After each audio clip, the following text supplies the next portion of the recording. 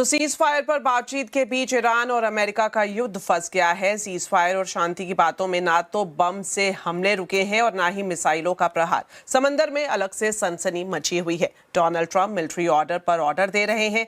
पता नहीं लग पा रहा कि जंग का भविष्य आखिर क्या होने वाला है। समझौते की बातों के बीच ट्रंप ने अब ईरान को 10 दिन का वक्त दिया है। इन 10 दिनों में अमेरिका ईरान के पावर स्टेशनों पर कोई हमला नहीं करेगा। सीज फायर को लेकर अमेरिका और ईरान के बीच क्या चल रहा है, पूरी डिटेल अब बता रही हैं संवाददाता अरुणिमा।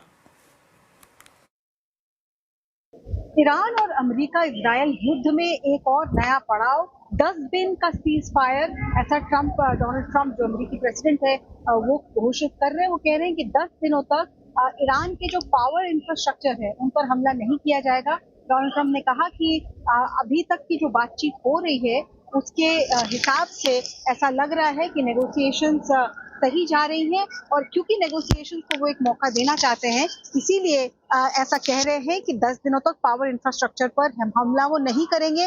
उनके हिसाब से ये ईरान के अभी की जो लीडरशिप है उनको एक और मौका है कि वो सिचुएशन को नॉर्मलाइज करें, स्ट्रेट ऑफ हॉर्मुज को खोलें। लेकिन ईरान की तरफ से अभी तक इन सारे अमेरिकी बयानों की कोई आधिकारिक पुष्टि नहीं की गई है।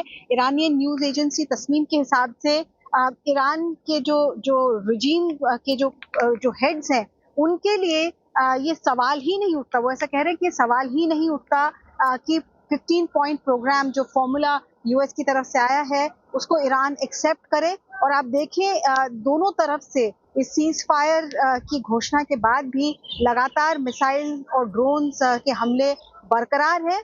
और इसी बीच स्ट्रेट ऑफ हॉर्मुज के खतरे से निपटने के लिए जब डोनाल्ड ट्रंप कह रहे हैं कि खर्ग आइलैंड को हम टेक ओवर कर सकते हैं, वहां एक मिलिट्री कैंपेन चालू हो सकता है, तो ईरान की तरफ से एक और जो स्ट्रेट है जो बाब अल अहमद के नाम से जाना जाता है, जो यमन और डिजिबूटी के बीच में ये स्ट्रेट है, इसको भी एक सेकंड चोक पॉइंट बनाने की बात ईरान की तरफ से आ रही है कि अगर अमेरिका ने खर्ग आइलैंड पे किसी तरीके का कोई हमला किया या ईरान के लिए सिचुएशन और एग्रेवेट किया तो एक और चोक पॉइंट रेड सी की तरफ से खोला जा सकता है। तो ऑलरेडी जो शिपिंग इंडस्ट्री है, जो ऑयल एनर्जी इंफ्रास्ट्रक्चर है, वो चोक्ड है स्ट्रेट ऑफ हॉर्मुज की वजह से।